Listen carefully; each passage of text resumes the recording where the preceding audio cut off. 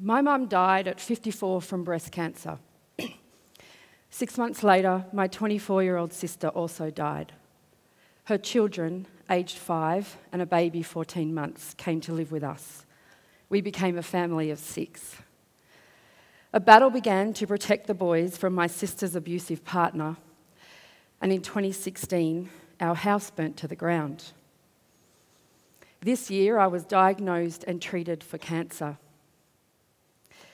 The quotes and cliches that fill my world continually tell me to turn my frown upside down and that I'll never be sent more than I can handle.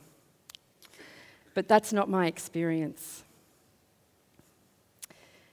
The day my mum died, I laid and hugged her, told her stories, and apologised for being an awful teenager who gave her hell. Mum, it's okay. I can do this life without you. You've made me strong. But as the warmth of life left her body, I realised I'd made a terrible mistake.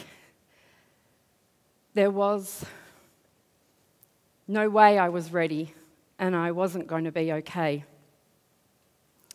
I held her so tightly, willing the heat of my body to bring her back. I entered a tunnel that day. There was no going back. Unlike my mum's death, my sister's was sudden, and I wasn't with her. I lay awake, agonising about how cold she must be feeling as she lay in that morgue. When I finally did get to see her, I made her a promise that I would love, care for, and forever protect her boys, that they would become our sons. I was stuck in that tunnel. No light, no direction. Positivity mantras, myths, and people turning tragedy into change dominate the media, and they model the way that they think we should handle our grief and loss. But my question is, what happens to those of us who don't feel strong enough, rich enough, good enough, tragic enough? I was left feeling confused, alone, and hopeless. Through deep guttural sobs, I remember asking friends, why can't I be like those other people? Raise money as I climb Mount Kilimanjaro or walk the Kokoda Trail. Set up a charity in honour of my mum and sister and just get through this pain. The speed at which we move through grief and loss is variable, it's relative, unpredictable, and profoundly personal. The physics of my grief comes in waves. It's a tsunami of energy that pushes, pulls, and then dumps me. And then one day, there's a tug on my pants. An innocent little boy, Jesse, looks deeply into my eyes and says, "Can I have a Gemimite sandwich?" I made him that Vegemite sandwich because he needed me.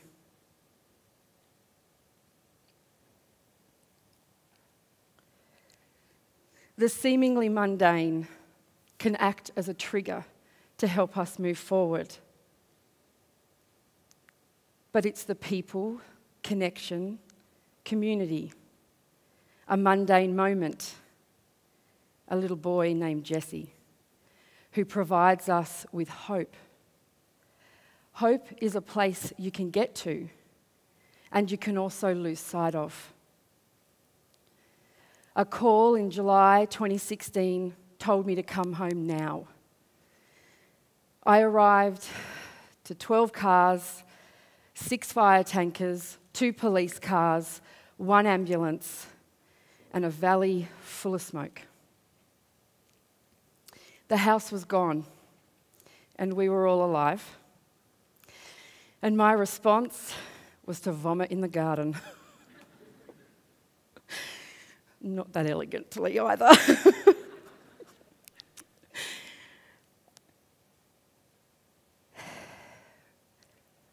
Receiving help was difficult. And in that moment, as we stood there, we felt like we'd lost everything. And then our community turned up. And let me tell you, we'd had cook-offs in the past. For Mum, we judged best lasagna in show. For my sister, region's best quiche. And our family will forever remember the house fire as the World Curry Festival. We were housed, clothed, and fed in a flash. Receiving that help was difficult. Asking for help was excruciating. Admitting that I wasn't coping was torturous. I felt I was failing, and I spent a lot of time comparing my grief to the images and experiences of others. My story isn't unique, and there is certainly nothing special about me. Grief and loss is still a social taboo, and it can feel more like being a contestant in Survivor than experiencing what is actually a fundamental part of our life cycle. True acceptance of grief and loss means that we understand it is an individual journey. That is true, but it's one that we don't need to do alone. The tunnel, for me, has been long, dark, and incredibly challenging. But as I make my way through, I now know that comparing our experiences of grief and loss, for me, adds no value. It's the people, the community, and the connections that gives me hope, provides me with the momentum to move forward.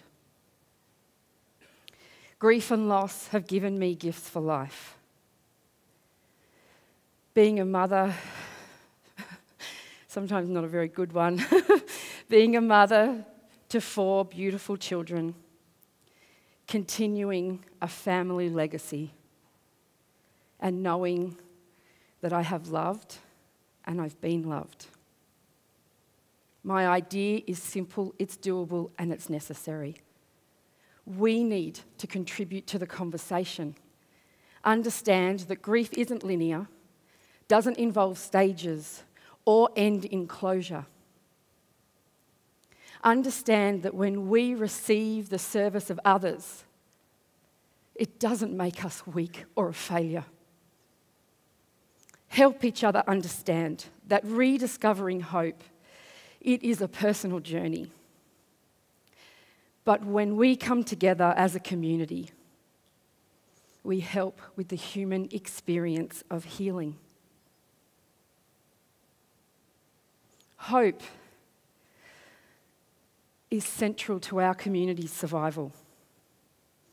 Community is central to our healthy survival. Thank you.